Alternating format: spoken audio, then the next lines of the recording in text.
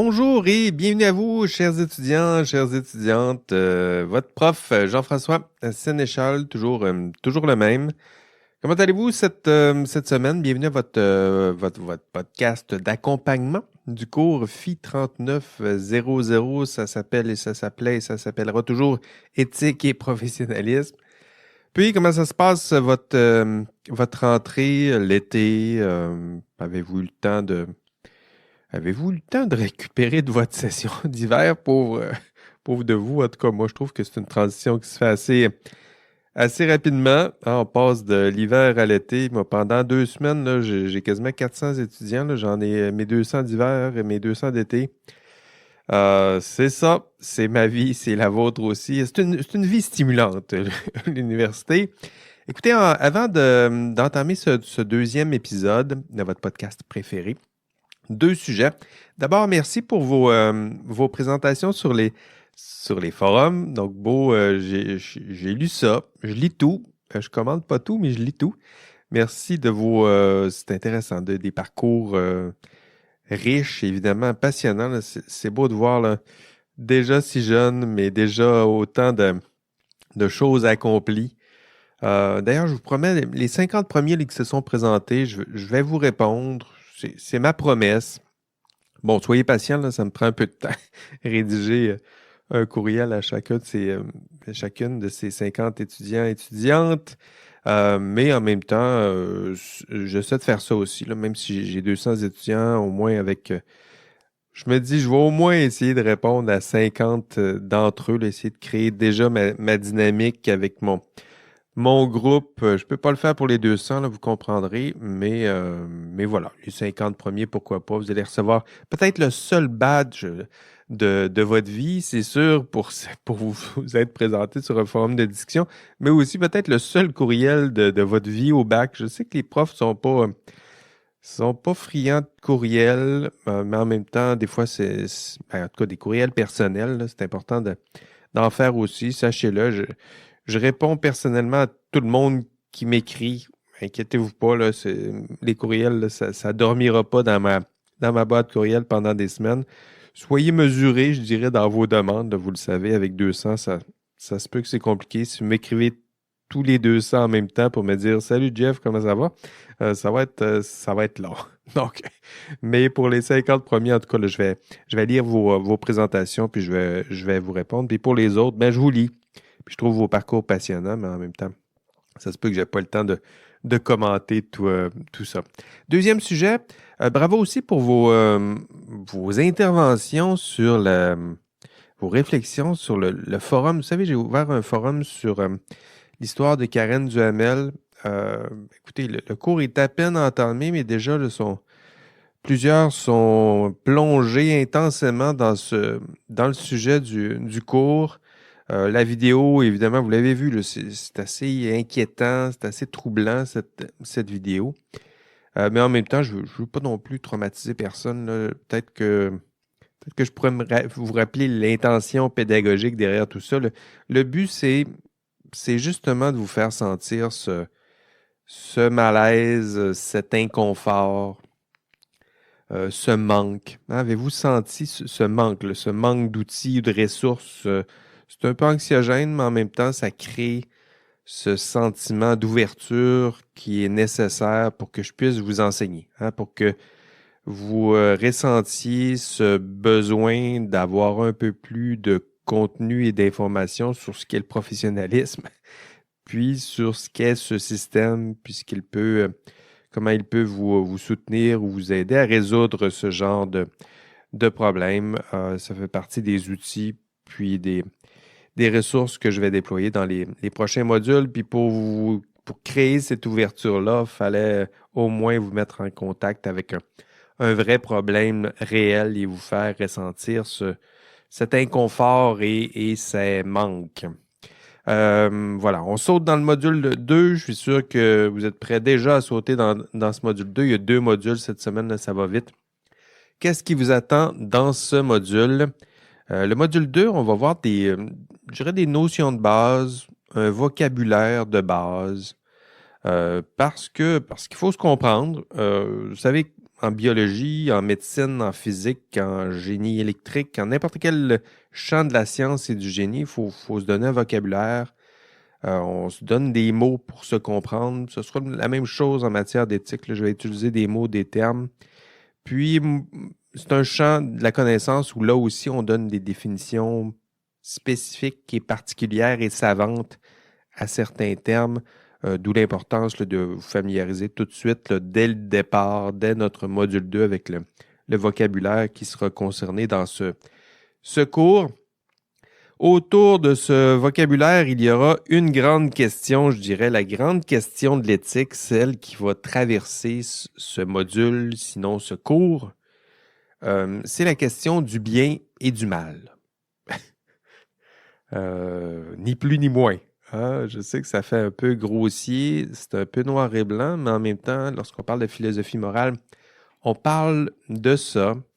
Évidemment, nous, ce qu'on va faire, c'est qu'on va explorer, je dirais, le continuum, donc l'espace qui sépare le bien et le mal. Donc, il faut les voir comme deux extrêmes qui n'existent pas vraiment. Il n'y a pas de bien avec un grand B ni de mal avec un grand M, mais entre les deux, on se promène.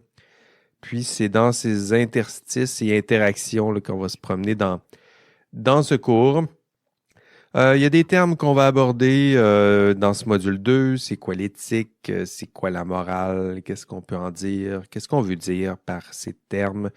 Comment discuter de tout ça? C'est quoi les principaux termes dont vous avez besoin pour voir plus loin, pour mieux comprendre ce qu'est l'éthique?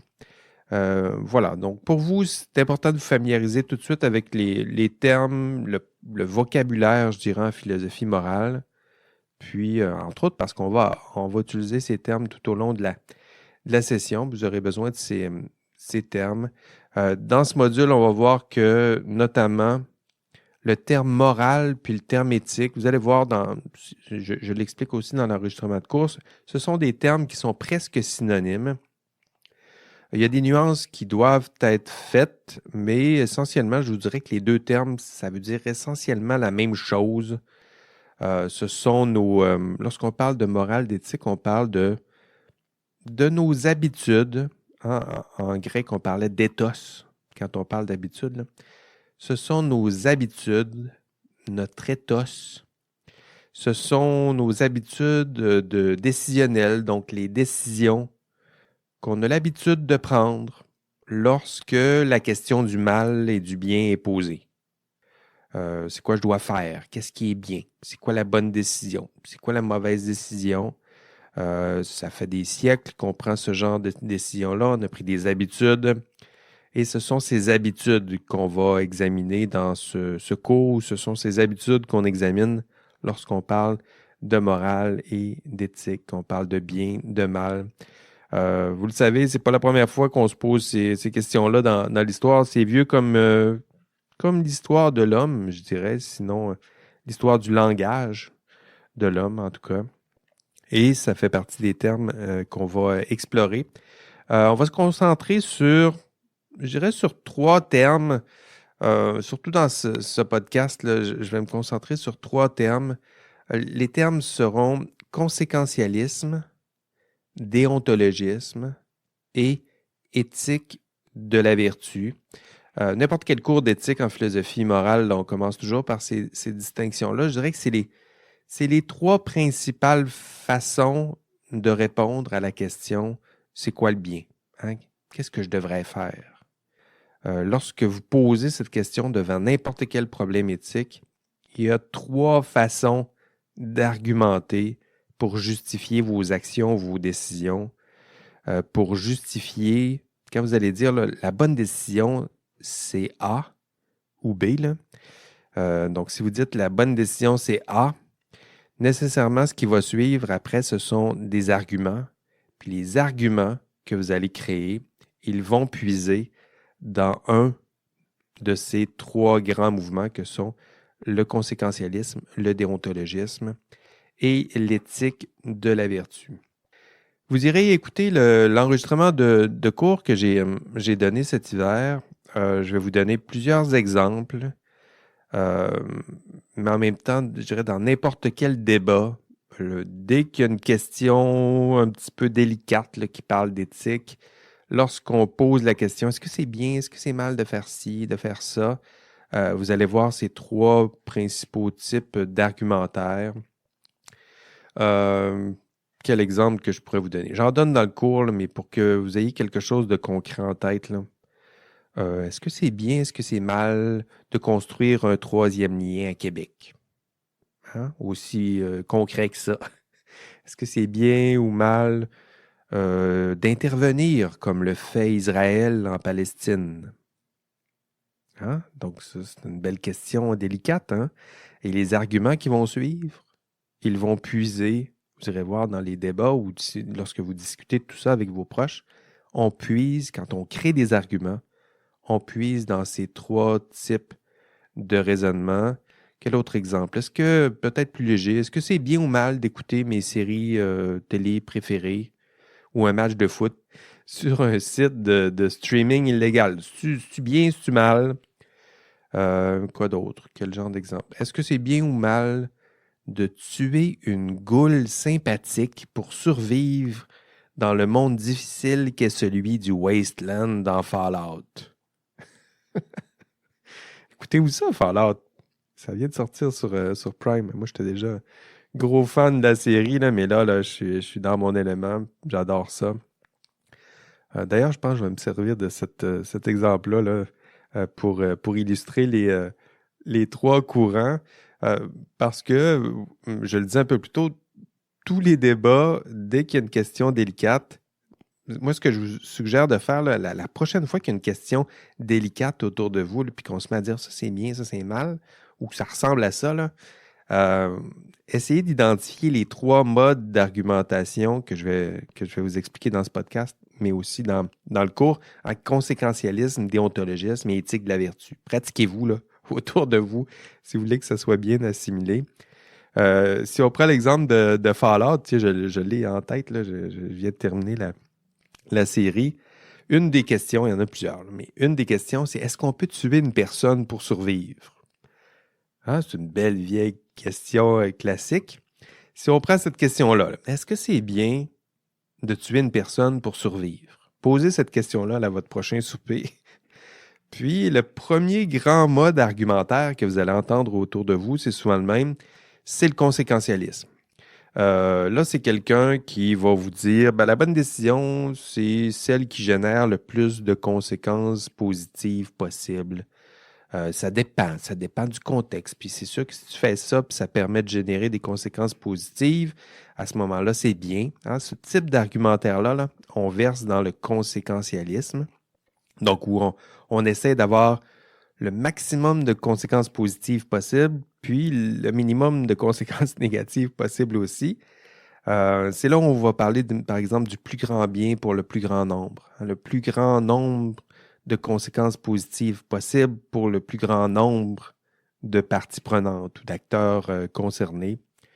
Comme dans Fallout, est-ce que je peux tuer ou non cette personne si c'est pour survivre? Les arguments que vous allez entendre, si on vous dit ben, c'est utile pour moi et pour mon groupe, alors là, on verse dans le conséquentialisme, je dirais, de type utilitariste, là. Donc le plus grand bien pour le plus grand nombre. Si je dis c'est utile, mais pour moi, hein, les conséquences sont très positives, mais seulement sur moi, ben, ça, on parle plutôt de conséquentialisme de type utilitariste, égoïste. Hein, vous connaissez ce mot, c'est ce que ça veut dire là, lorsque la personne ne pense qu'aux conséquences positives sur soi puis oublie les autres. Donc, lorsqu'on parle de conséquentialisme, là, c'est dès que vous entendez autour de vous des gens qui se mettent à argumenter, mais en calculant les conséquences positives, négatives sur moi, sur les autres, sur la population en général, sur le bien commun. Ah, ça aussi, c'est un autre terme. Donc, dès qu'on prend cette voie-là, c'est du conséquentialisme. Donc là, je suis sûr que vous avez plein d'autres exemples autour de vous de situations, de questions délicates, là.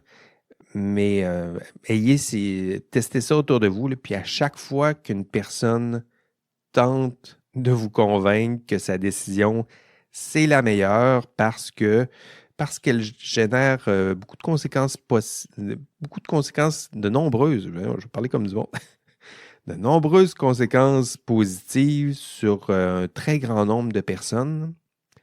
Ça, c'est du conséquentialisme. D'ailleurs, si vous avez d'autres exemples, moi j'ai parlé de Fallout, puis je vais parler de Fallout pour vous illustrer ces trois courants, mais si vous avez d'autres exemples, vous irez les partager là, sur le forum que j'ai ouvert où je vous pose ce genre de questions-là, puis vous irez partager l'exemple que vous avez en tête, puis ça vous fera un beau point sur 5. Hein, il y a 5 points prévus pour les forums, là, ça vous en fera déjà un de gagner assez aisément. L'autre mode d'argumentation, c'est le déontologisme. Donc, conséquentialisme d'abord, déontologisme ensuite. Le déontologisme, à quoi ça ressemble? Tiens, si on prend toujours mon exemple dans la série Fallout, et ma question, là, je pense que c'est plus simple avec la question, est-ce qu'on peut tuer une personne pour survivre? Si vous posez cette question-là à votre prochain souper ou sur la terrasse avec vos amis, il y a quelqu'un autour de la table qui va vous dire que c'est important aussi de ne pas juste calculer les conséquences. Il y a des règles quand même à respecter, il y a des principes qu'on doit respecter. Hein. Les personnes ont des droits, on ne peut pas juste calculer puis décider d'éliminer tous ceux qui nous dérangent autour de nous. Dans la série Fallout que j'écoute, elle dit qu'il y a une règle. Elle parle de la règle d'or. C'est une vieille règle en philosophie morale. C'est l'idée la règle d'or, c'est on ne fait pas aux autres ce qu'on aimerait, ce qu'on ne souhaiterait pas qu'ils nous fassent. Hein? Donc, c'est l'argument de la réciprocité classique.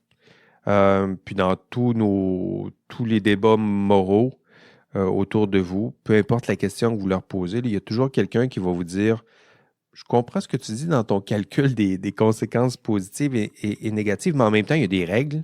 Il y a des règles morales. Il y a des lois, il y a des normes, il y a des principes qui sont inviolables.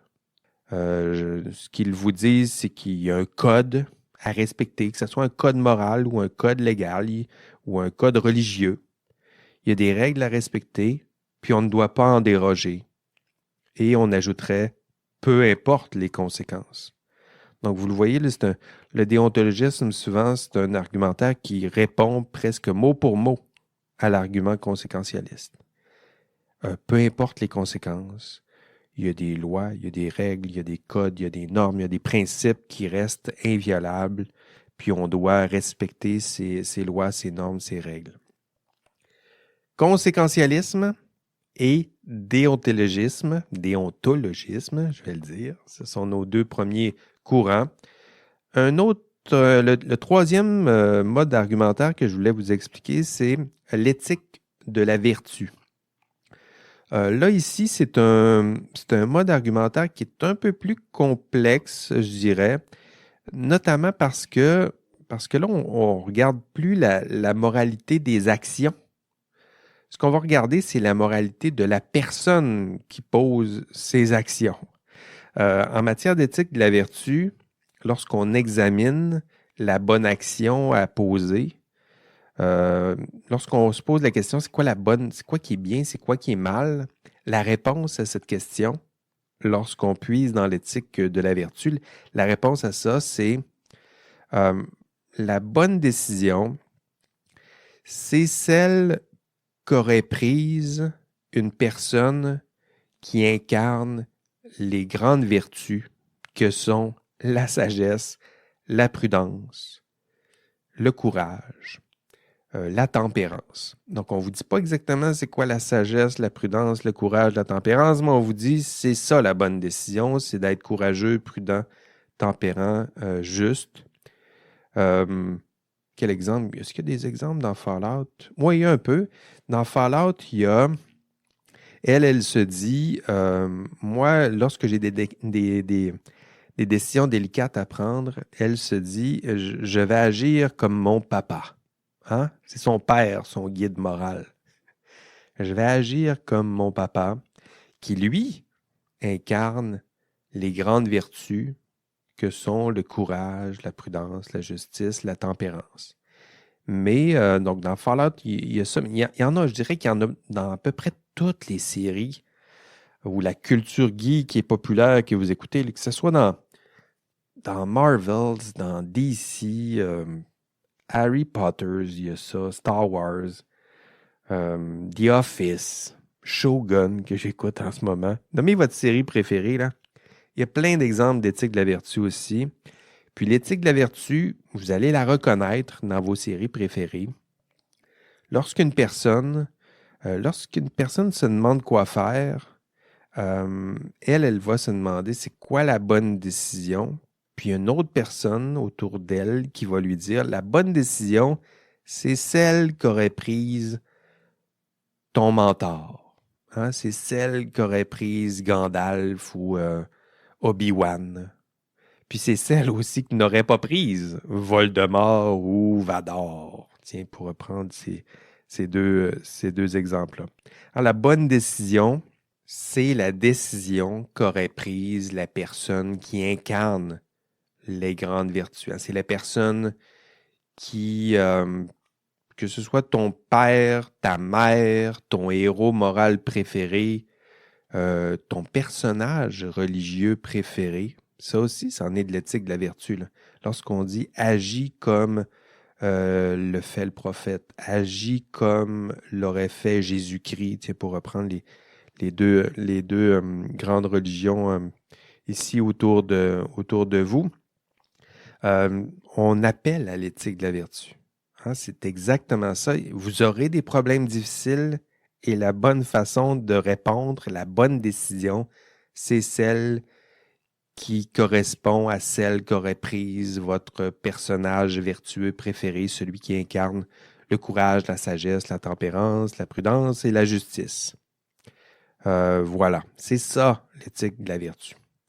3 courants, donc, et je vous disais que peu importe le débat éthique, vous allez retrouver ces 3 mouvements. Chaque débat moral autour de vous là, vont vous rappeler que ces 3 mouvements-là, ces 3 modes argumentaires sont en dialogue, ils interagissent entre eux, puis je dirais que la sagesse morale pratique sur le terrain, là, ça se construit, ça se dessine dans les interactions entre ces 3 grands modes argumentaires. Et dans ce module 2, on ne va pas réinventer la roue, là. On va parler d'éthique, on va parler de philo-morale, on va vous apprendre à vous familiariser avec ces 3 grands modes argumentaires.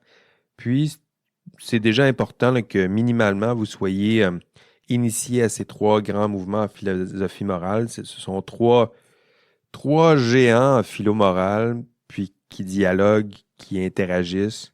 Puis depuis des centaines et centaines d'années là, que la question du bien et du mal est invoquée, il y a des philosophes qui s'inscrivent plus naturellement dans le courant conséquentialiste, d'autres plus dans le courant déontologique.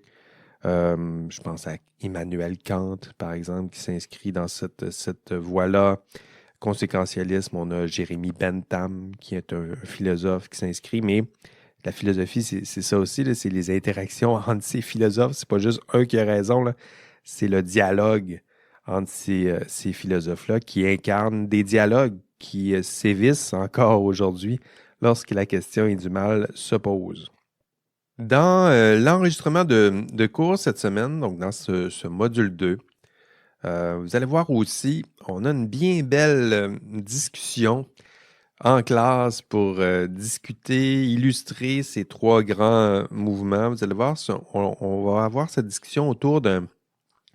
Je dirais que c'est l'expérience classique là, pour explorer ces 3 mouvements en éthique. C'est l'expérience du tramway. Vous avez sûrement entendu parler du tramway, là. C'est-à-dire que c'est une expérience de pensée, on dit aux étudiants ou à n'importe qui commence à réfléchir à tout ça. On a un tramway. Il s'approche d'un croisement de rails, puis il a 2 choix. Soit aller tout droit, puis dans la voie 1, il y aura 5 morts, où on le fait dévier dans la voie 2. Puis à ce moment-là, il y a un mort. Puis là, on dit aux étudiants ou à celles et ceux qui tentent cette expérience de pensée, c'est quoi la bonne décision? Puis là, on regarde les arguments. C'est ce que vous allez voir en classe, là. C'est assez classique. D'ailleurs, l'exemple du tramway, là, c'est un vieux problème d'éthique. C'est repris dans la culture populaire. Il y a plein de beaux mimes, d'ailleurs, des mimes savoureux. Je vais vous en présenter quelques-uns en classe, là, mais il y en a plein. Écoutez, il y a une page de mimes juste sur le dilemme du tramway. Cherchez Trolley Problem, qui est la traduction du dilemme du tramway. Puis vous allez voir que vous risquez de vous amuser. Je vais vous en présenter d'ailleurs quelques-uns en classe. Et donc, vous allez voir dans l'enregistrement de cours, je ne fais pas seulement me contenter du dilemme du tramway. Vous allez voir, on va explorer la version un peu plus moderne, je dirais, de ce dilemme. C'est le même dilemme à peu près, mais appliqué à des voitures autonomes et de l'intelligence artificielle. Hein, c'est une belle façon de moderniser tout ça. Il y a eu des expériences qui ont été faites au MIT, aux États-Unis, à Boston.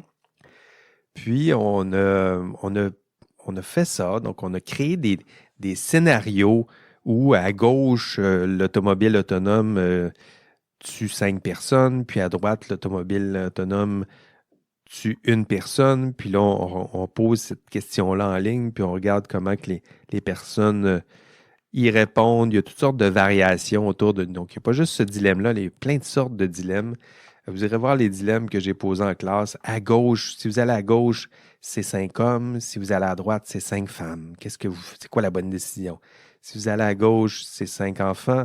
Si vous allez à droite, c'est 3 vieillards et 2 chats. Donc, ce genre de questions-là, c'est assez amusant. C'est assez amusant parce que c'est une expérience de pensée, là, mais c'est intéressant de voir les arguments qu'on va déployer pour justifier notre choix parce que ce faisant, en mobilisant des arguments, on puise naturellement dans les 3 grands mouvements que sont l'éthique de la vertu, le conséquentialisme et le déontologisme.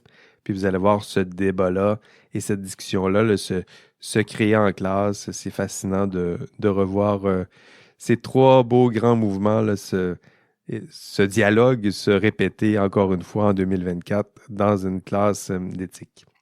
Dans le cours du module 2 aussi, je vais vous allez voir l'enregistrement de cours, je vais donner plusieurs exemples des citations qui sont extraits, un peu comme je l'ai fait dans ce podcast, là, des extraits qui sont puisés dans la culture geek et populaire.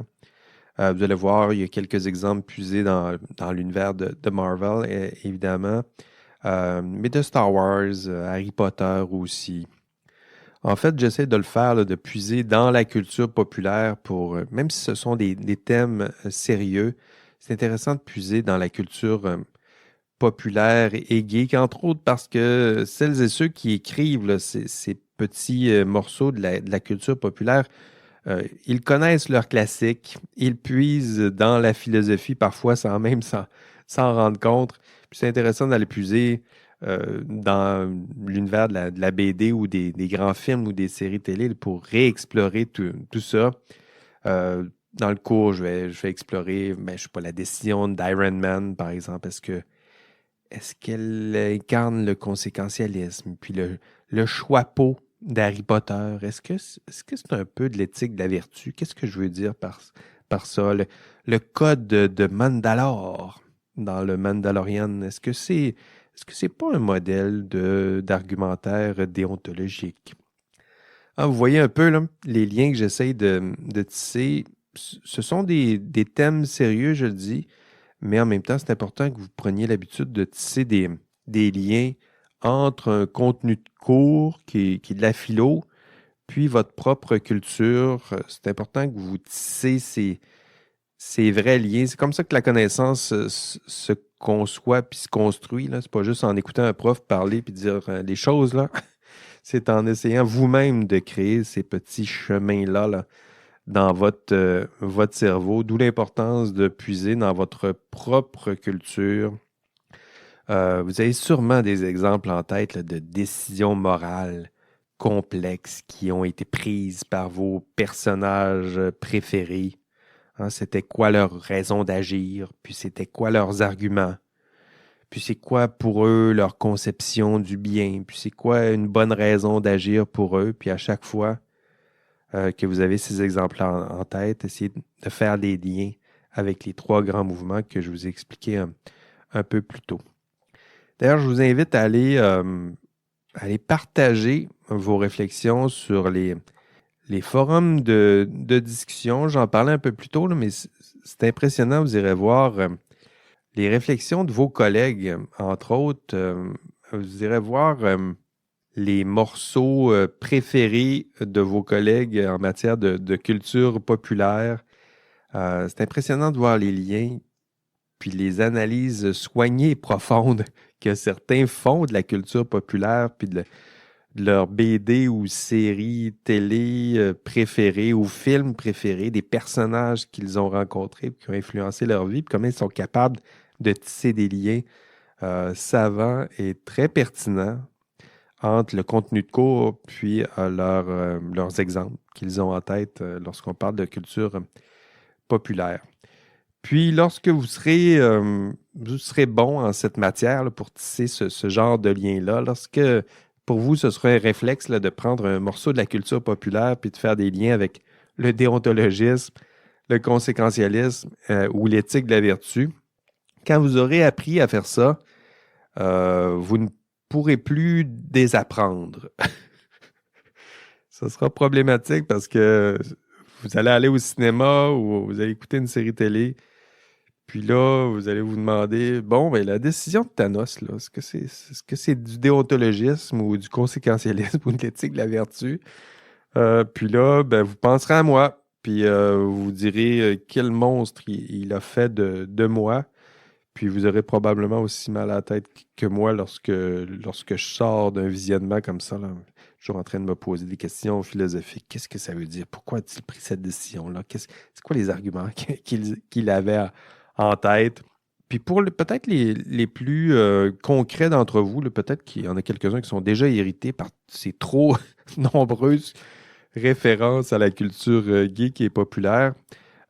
Pour vous, là, j'ai ouvert un forum sur le contexte de crise et de gestion de pandémie de la COVID-19. Là. C'est pas, je sais qu'il y en a qui sont bien tannés d'en entendre parler. Il y en a qui veulent. On est dans le déni un peu en ce moment, je pense, là, comme société. Là, on veut plus en entendre parler. Mais en même temps, si vous avez le recul puis l'intérêt de le faire, là, il y a plein de décisions qui ont été prises à l'époque, que ce soit par la santé publique ou par des personnes autour de vous qui illustrent très bien ces modes de raisonnement. Donc, pensez à n'importe quelle question qui se posait à l'époque, là. Le couvre-feu, la vaccination obligatoire, est-ce que c'est bien, est-ce que c'est mal? Ben, il y a plein d'arguments qui ont été déployés autour de vous. Puis ces arguments-là aussi puisaient dans le conséquentialisme, l'éthique de la vertu, puis le déontologisme. Donc pour vous, ça vous chante de replonger un peu dans ce contexte-là. Là, vous trouverez plein d'exemples pour illustrer ces trois grands modes de raisonnement. Puis pour celles et ceux qui veulent quelque chose de plus concret sans nécessairement puiser dans la culture populaire, bien, créez votre propre forum, posez votre propre question réaliste, concrète, peut-être une question qui est en lien avec nos décideurs politiques, mais vous allez voir dans n'importe quel débat social, n'importe quel débat social, on va le mettre au pluriel, il y a toujours ce genre d'argumentaire, puis à chaque fois, on puise dans ces trois grands modes d'argumentaire, que ce soit un débat autour du végétarisme, de la crise environnementale, de la violence dans les jeux vidéo.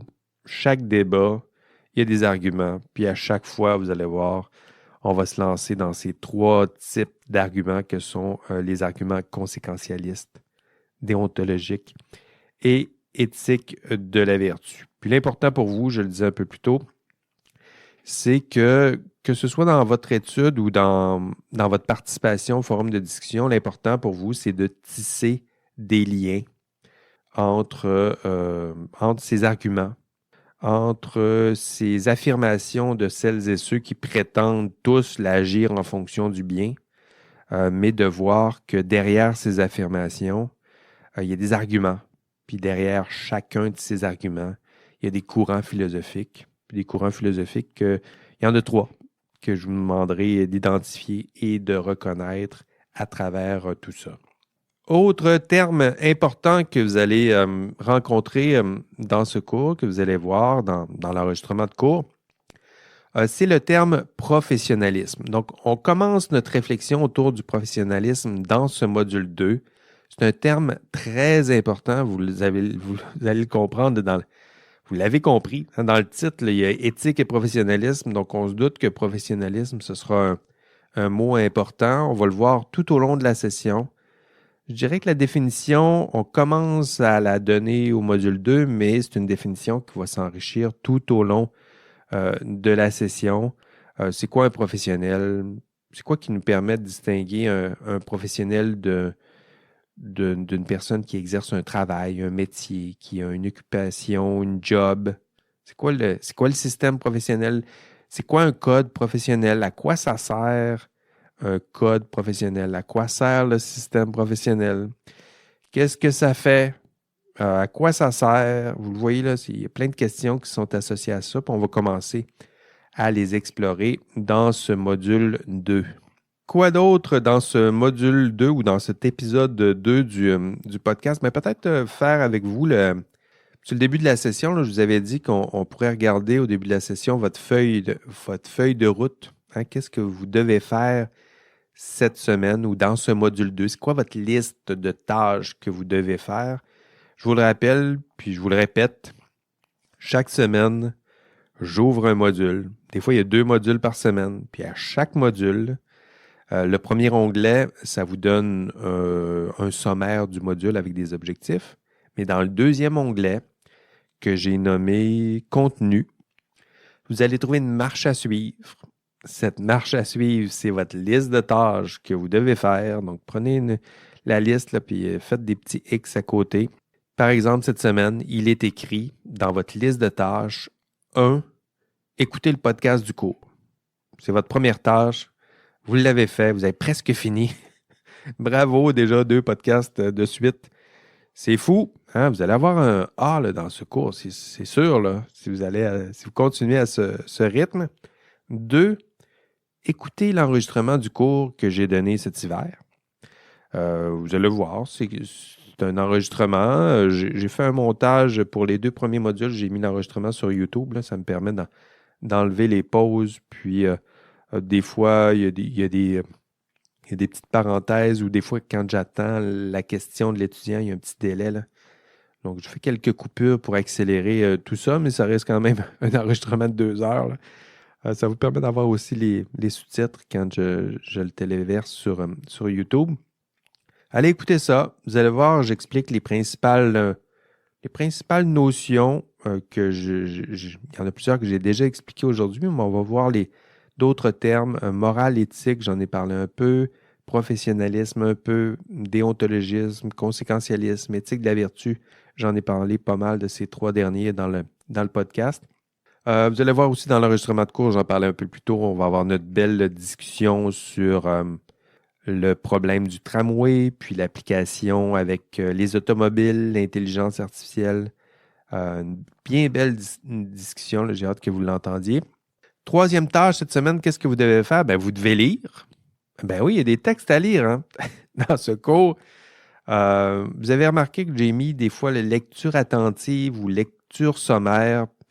C'est une façon de vous dire que c'est pas parce que c'est à lire que vous devez le lire de la même façon. Quand je dis lecture sommaire, ça veut dire que vous le lisez en diagonale. Le but, c'est de le lire, de se l'approprier, mais vous le lisez comme vous lisez un texte. Quel genre de texte que vous pouvez lire en diagonale? Un article qui vous intéresse, là, sur un sujet qui vous intéresse, mais le but, c'est pas de surligner ou d'apprendre par cœur ce qui est écrit dans cet article. Par exemple, je vous ai dit lecture sommaire du cahier. Il y a un cahier spécial là, sur les professions, sur la semaine des professionnels. C'est un article qui avait été publié à l'époque dans Le Devoir. C'est une lecture sommaire. On passe à travers le texte, on regarde, peut-être lisez, peut-être un peu plus attentivement. Il y a des textes qui concernent votre profession en particulier. S'il y a un texte sur les chimistes, mais allez lire ça si vous êtes chimiste ou de futurs chimistes. Si vous êtes ingénieur, regardez plutôt les textes qui concernent la profession d'ingénieur.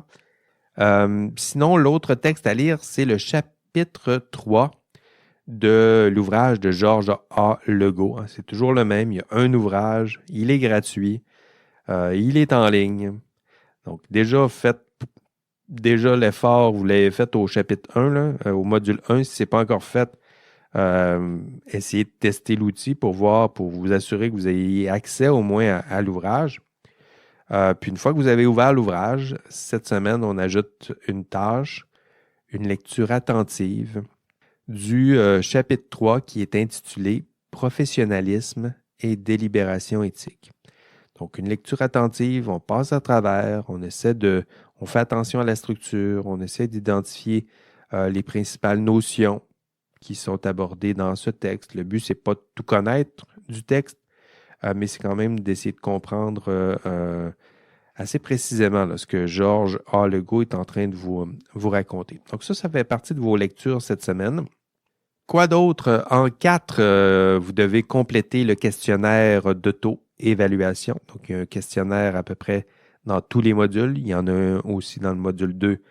Vous allez faire ce questionnaire. Il est intitulé « Conséquentialisme et déontologisme ». Donc, vous comprenez un peu où on s'en va avec ce questionnaire. En 5, qu'est-ce que vous devez faire? Vous devez participer au forum du module 2. Je vous ai expliqué la teneur de ces forums un peu plus tôt dans ce podcast. 6, vous devez faire quoi?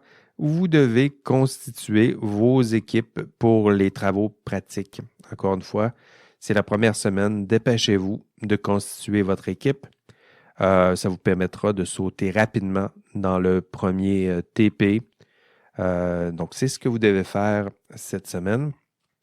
Et si vous faites tout ça, vous aurez atteint les objectifs du module 2. D'ailleurs, parlant des objectifs du module 2, parlons des objectifs en général.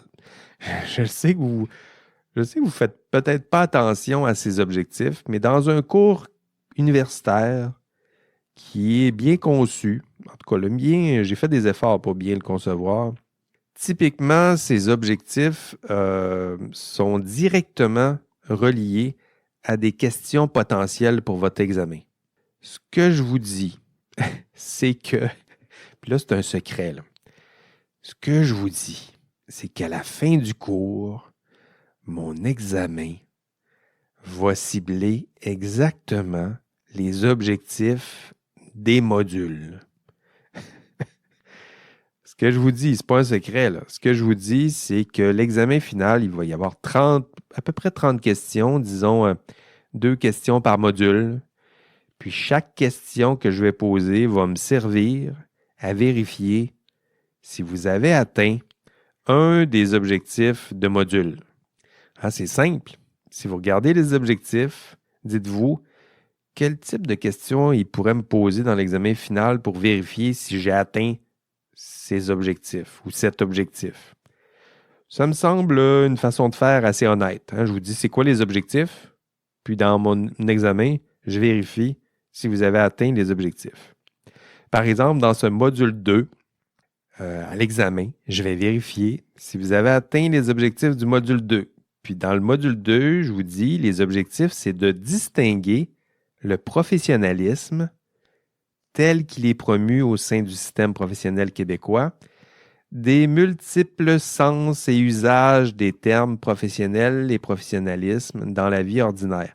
Donc ça, pour comprendre ce que je veux dire par cet objectif-là, vous devez lire le texte de Legault.